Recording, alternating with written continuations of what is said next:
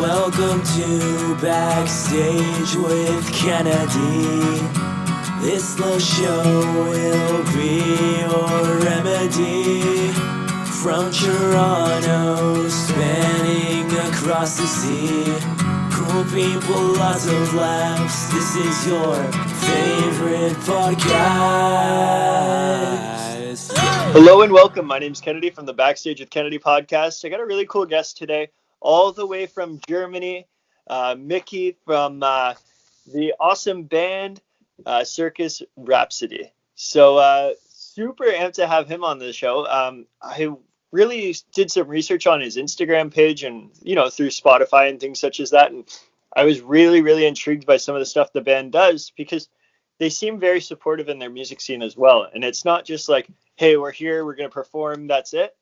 They like to support and put on their other friends as well, which is really cool. So really amped to have him on. How you doing today, brother? Hi, thank you for having me. I'm good. I'm actually pretty good. We did lots of stuff the last day, so I'm a bit tired. Yep. But I'm very excited of things coming up. Absolutely. Right Absolutely. now, oh, sorry, go on.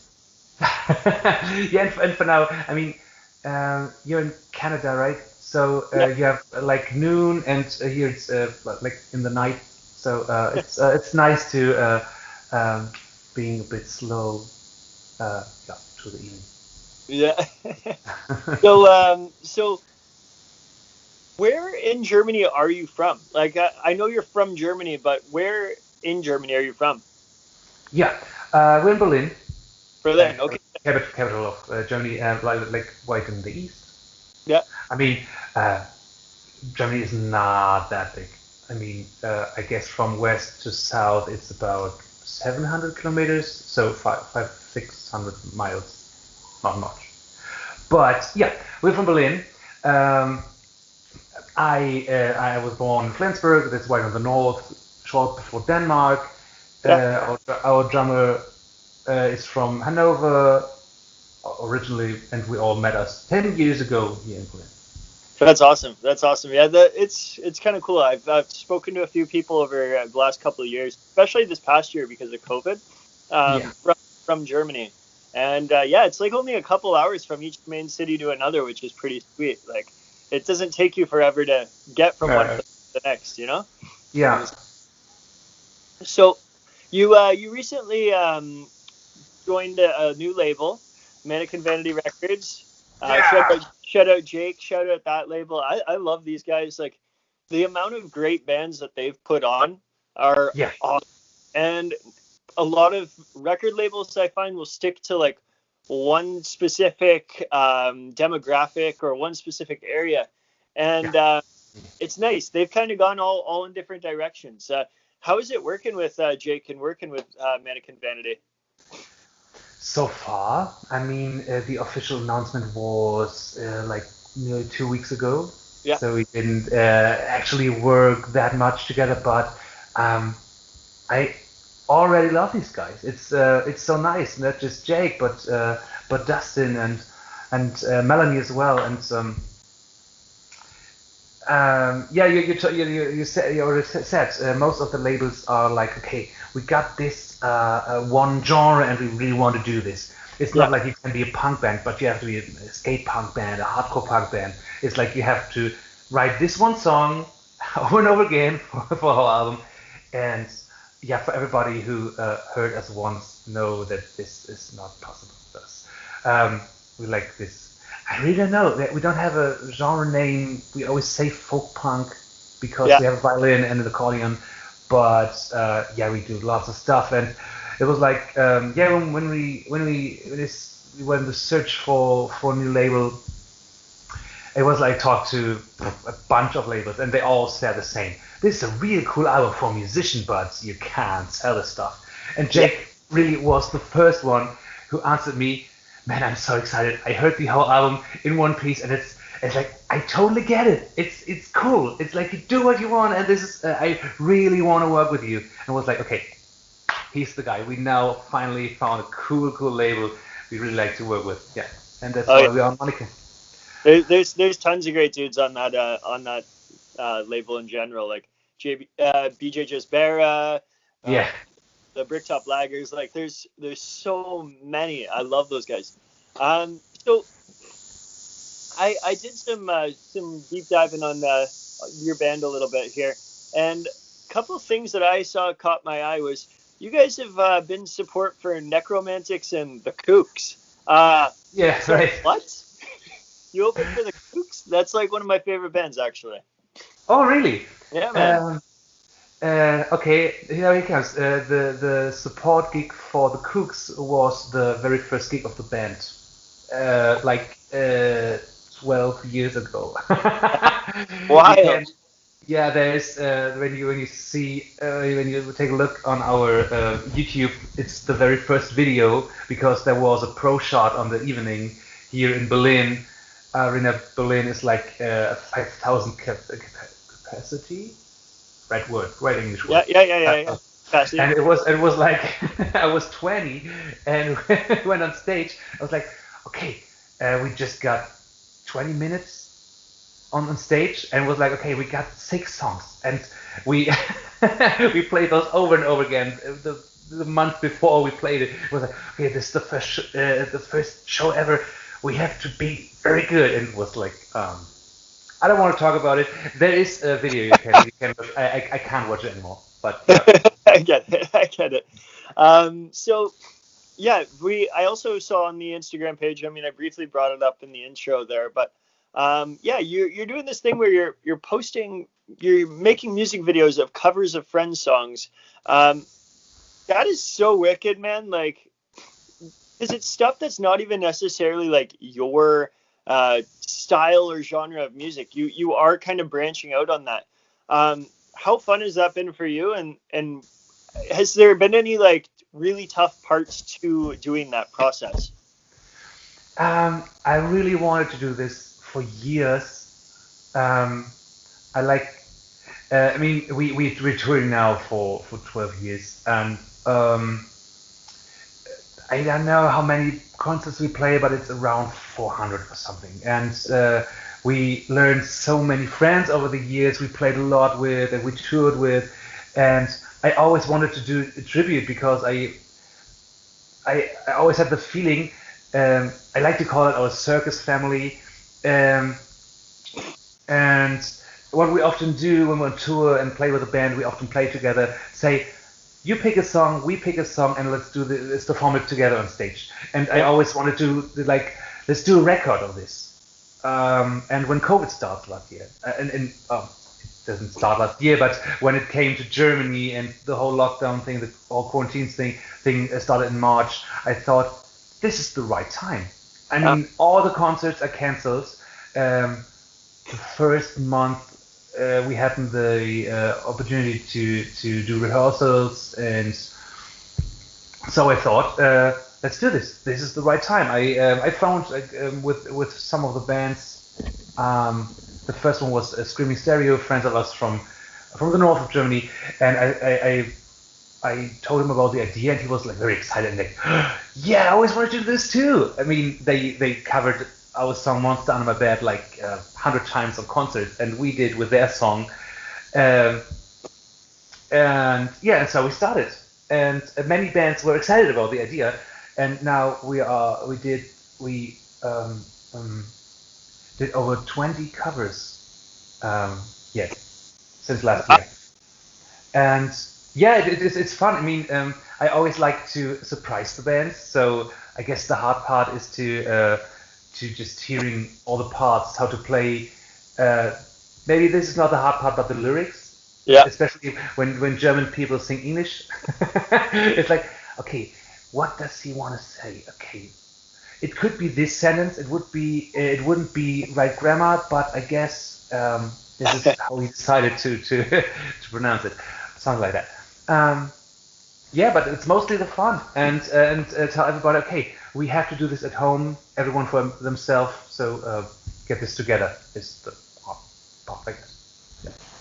Yeah, I feel that. I feel that. Yeah, it's really good, and yeah, I got to see some other bands cover your stuff too, which was cool. Yeah.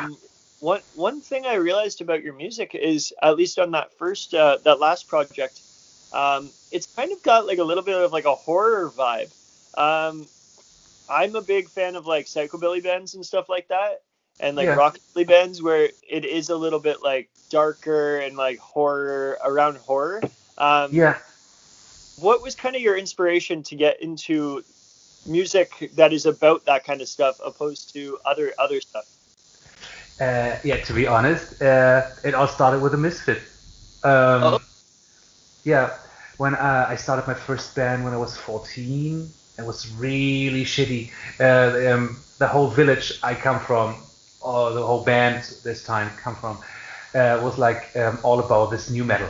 It was like 2002. Everyone loved Korn and the Biscuit and stuff, and so we tried that. And I was the singer, and I really suck at shouting. And it all started when our guitar player came up and say, "I got this old tape from my older brother," and it was like the Among Us album. And we listened to this over and over again, and like, okay, metal is still cool, but this punk thing, we actually yeah, can play this stuff. The guitar player was like, okay, I can play four chords. I'm not as good with riffing, but this punk thing really fitted. Yeah, and so we started with this. And when Circus Rhapsody started, when I came to Berlin when I was 20, I actually wanted to continue the horror theme. So we started kind of a horror punk band, but quick came um, to more than this. Our guitar player is a big rockabilly fan. He yeah, loves the Stray Cats and stuff. Our drummer is a metal drummer, or was before us. He had a metal band, a metal core band, and so we mixed up many genres into this punk thing first. And when the accordion player, who was a friend of mine for years, came into the band, it was like, okay, maybe we could do a bit of ska, a bit of this folk punk thing. And yeah, and so and the horror theme is like, okay, the first album was called Pacific Playlands. What is the amusing park in Zombieland?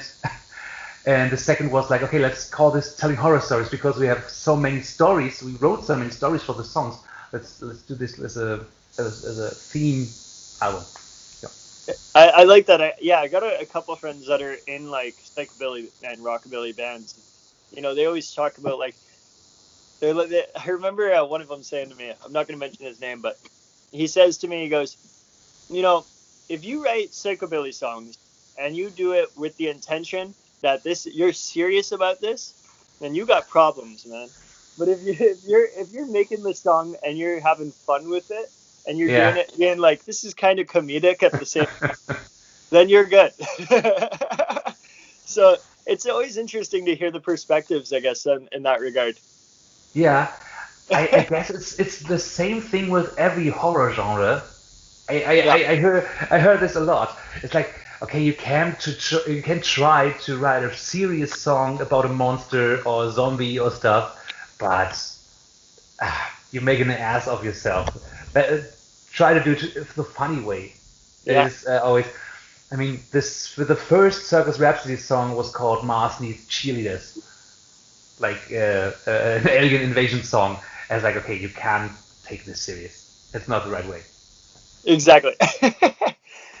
So one thing I've really liked to do as of late is because music venues are really struggling. I mean, I'm not 100% sure what the current situation with COVID is in Germany right now, but obviously music venues have really taken a hit over the last little bit because obviously they've been closed. What is your favorite venue that you've played at? And we'll say more to be more specific in Berlin. And do you have any stories about that venue that really hold true to you or hold dear to you? I'm glad you asked. um, um, I have a couple of favorite venues. I guess my first love was the Volksbad in Flensburg. I grew up with it.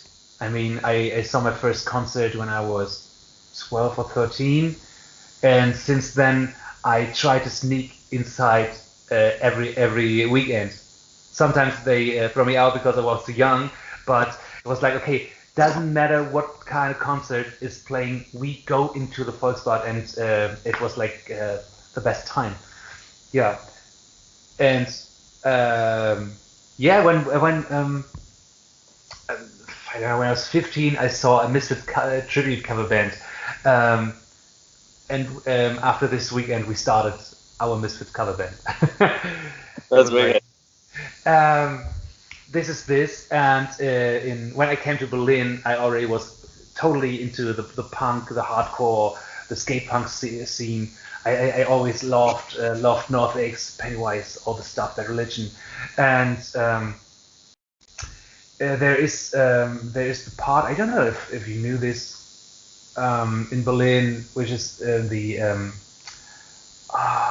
English words, the part of Berlin called Kreuzberg, Okay. and there is this one street called Oranienstraße, and you have there's a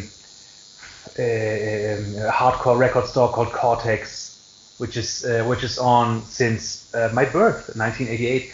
Okay. And along the street you have the Franken Bar, which is like the punk rock bar here. And right over the street there's the SO36, and doesn't matter which of these punk bands are playing, they all play there. So That, this was like, okay, I came to town, it's like, this is heaven, this is all heaven. I see the people, I hear the music out of every store, and it's like, yeah, this is what I wanted to be. This is really what I wanted to be. Flensburg is like an 90,000 inhabitant city, and you came to Berlin, which is with 4 million the biggest town in Germany, and was like, okay, I'm at the right place now. yeah. Yeah. I've heard nothing but good things about Berlin. I was talking to somebody from Stuttgart, Yeah. and she had a place in Berlin, and she was like, she loved it there. She loved it there. So, I mean, I definitely got to come visit one day for sure, for sure. Okay, call me. I Absolutely. show you all So the good places. I'm about it. I'm about it. So what's you and I spoke a little bit about it prior, but what is the future holding for your band? Okay, to take the last question together with this, Yeah, we are about to release an album, yeah, obviously, with MVR, Mannequin Vanity Records, and we have a distribution here in Germany. And actually, to get this question from before, the Cortex, the record store, I loved so much for years, and I just mentioned do our distribution here. And yeah. so this is that, right along the street, the Franken Bar. We just shot one of our music videos there, and So, right over the street, the SO36, best club in the world.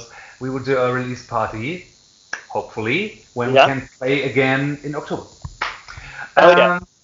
And this is like every day I think about it. It's like, okay, I give myself 10 years ago a high five. We just got it. Yeah, at the moment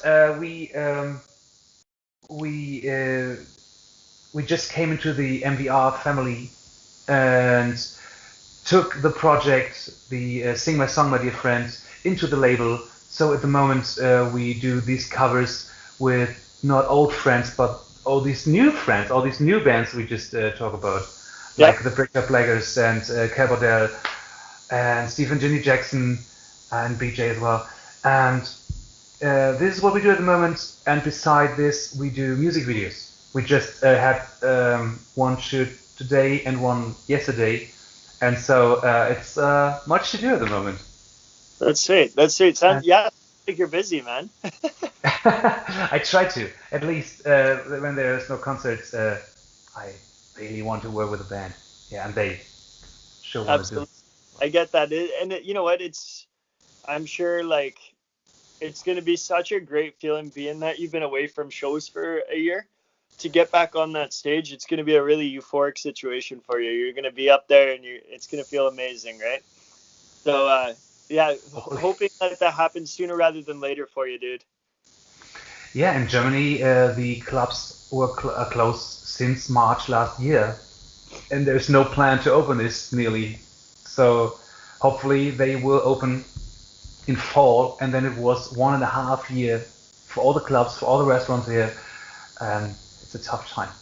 Yeah. Yeah. But yeah, we try to move on, and we try to do the best out of it. I mean, we wait for the release of this album for over a year now. It was already ready last spring, and we postponed it. And now that we found MVR, it was like, okay, this is the right time to do it. Yeah. Yeah. And Yeah. so in May, the first single will come out. In June, the whole album, and with it, bunch of music videos, bunch of new stuff. Yeah. Well, hopefully the borders will all open up soon enough too, once everybody's safe enough to do that.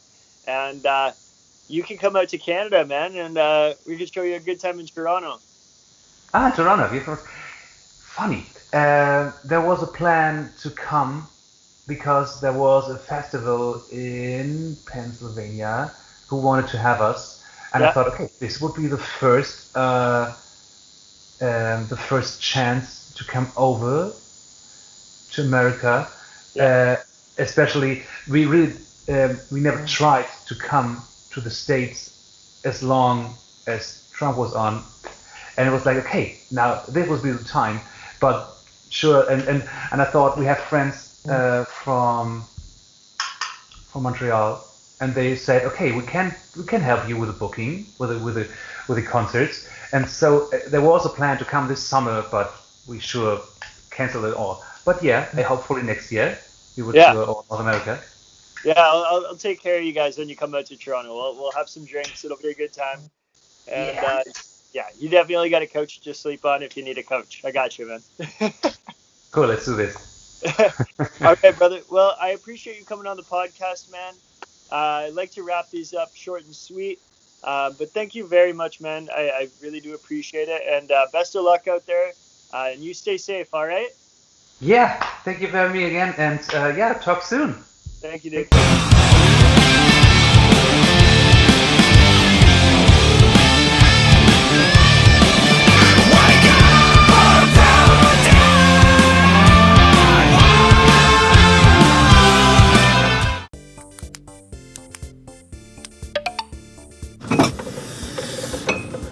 Buns, check. Hot dogs, mustard check, Ketchup. hot stuff. Nah. Where's the hot stuff? I didn't bring any.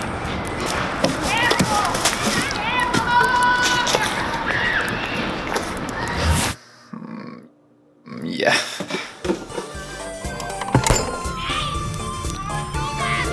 So good with the hot stuff? Very good with the hot stuff.